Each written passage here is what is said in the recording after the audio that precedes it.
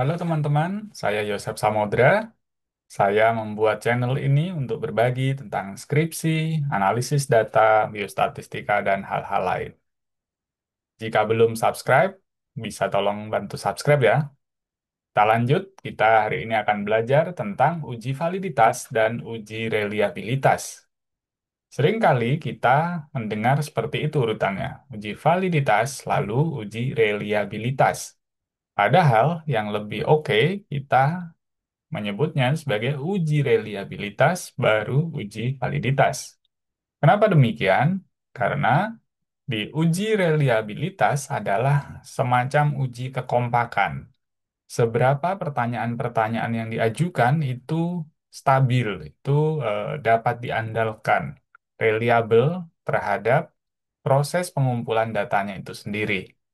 Nah, setelah konsisten atau kompak atau reliable tadi, baru kita uji validitasnya. Artinya, ketika dikumpulkan dengan metode atau dengan suatu cara, dalam hal ini kuesioner yang reliable, yang dapat dipercaya, dapat diandalkan, maka kita akan melihat selanjutnya apakah hasilnya yang konsisten, yang stabil ini sesuai dengan apa yang kita mau ukur. Jadi, eh, apakah betul-betul dapat dipercaya, bukan hanya stabil ya. Jadi, reliabilitas lebih ke stabilitasnya, sedangkan untuk seberapa dapat dipercaya, itu lebih tepatnya memang dilakukan uji validitas.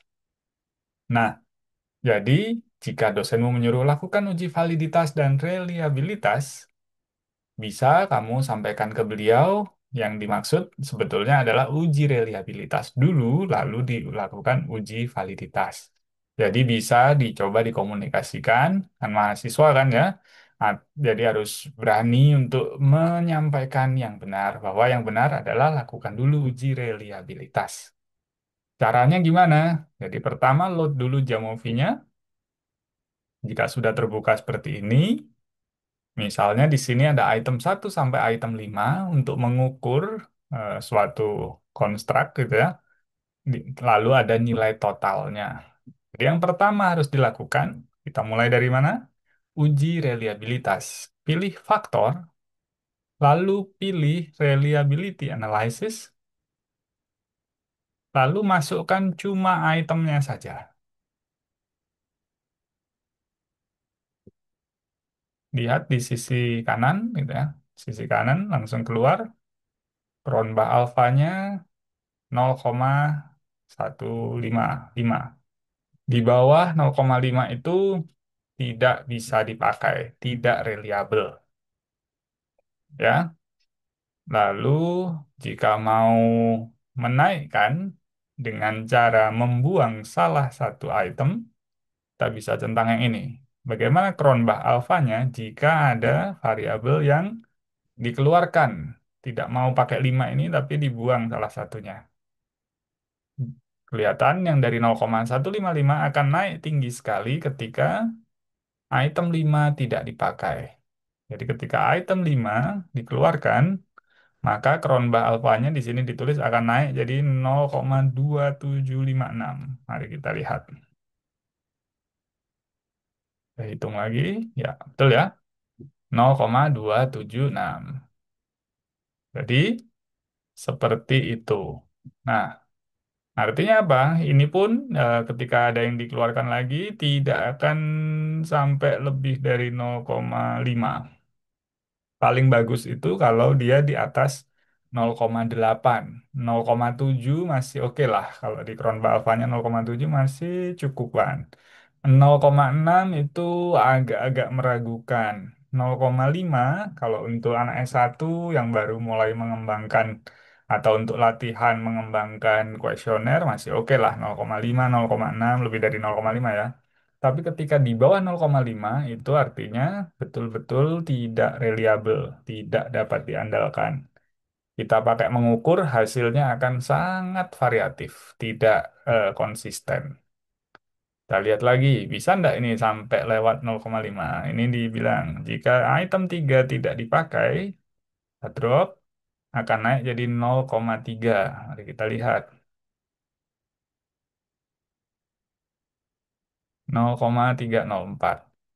Jika kita buang pertanyaan 4 akan jadi 0,375.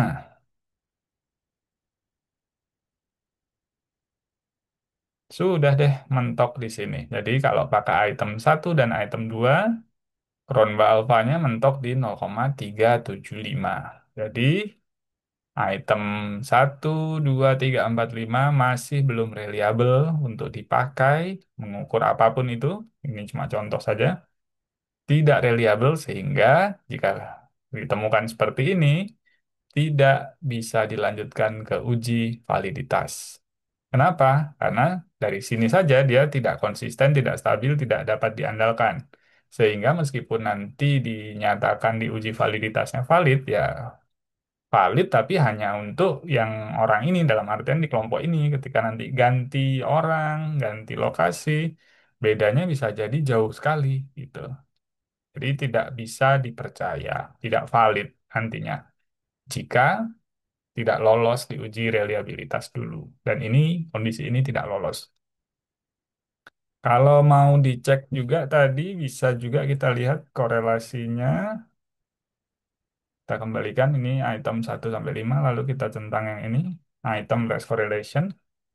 Kita melihat seberapa eh, antar pertanyaan ini berkorelasi, seberapa mirip gitu ya. Ini mengarahkan nanti ke uji validitas. Jadi ini bisa menggambarkan nanti uji validitasnya seperti apa. Jadi ya sebenarnya enggak, korelasinya tidak tinggi-tinggi amat gitu. Jadi tidak mirip-mirip banget antara pertanyaan 1, 2, 3, 4, 5. Tidak ada yang besar. Prinsipnya sama, ini lebih besar, lebih baik. Nah, oke lah, misalnya, enggak apa-apa disuruh sama dosennya. Lanjut aja, eh, tetap lakukan aja sekalian. Toh datanya sudah terlanjur kumpul, kita ingin lihat dulu validitasnya berapa sih emangnya. Nah, kalau ingin melakukan uji validitas di Jamovi, kita pakainya yang ini. Klik regression, lalu klik correlation matrix. Tergantung distribusi data kalian, item 1 sampai item 5 dan totalnya dimasukkan. Kanan,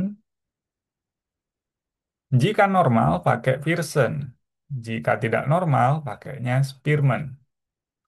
Tapi karena kita tidak tes kali ini, kita tentang dua-duanya nanti kalian tes dulu ya. Kalau sebaran datanya normal, pakailah yang Pearson. Kalau sebarannya tidak normal, pakailah Spearman. Lalu minta untuk flag ini bendera, artinya ditandai, tandanya nanti pakai bintang. Jadi kalau ada yang signifikan, kita pakai tanda bintang. Jadi kasih tanda bintang. Ya. Lalu kita lihat, lihat di baris paling bawah yaitu total. Jadi seberapa masing-masing item berkorelasi dengan total. Sehingga harapannya jika tinggi korelasinya, maka itu disebut valid. Misalnya item 5 berkorelasi dengan item 5 itu ini ya. Item 5. Item 5 berapa koefisien korelasinya? 0,3. Di sini ada bintangnya, berarti signifikan. Lihatnya juga ini konfirmasinya di p-value-nya. Oh, p-value-nya 0,012. Di bawah 0,05 artinya signifikan secara statistik yang menunjukkan bahwa korelasinya dengan koefisien 0,3 ini signifikan. Bisa dibilang ini valid. Jadi, item 5 itu bisa menggambarkan total, nilai totalnya. Jadi kebetulan sini nilainya ada beberapa yang beda ya. Ya seperti biasa, bedanya juga tidak terlalu jauh gitu. Tapi untuk kemaknaannya semuanya levelnya sama.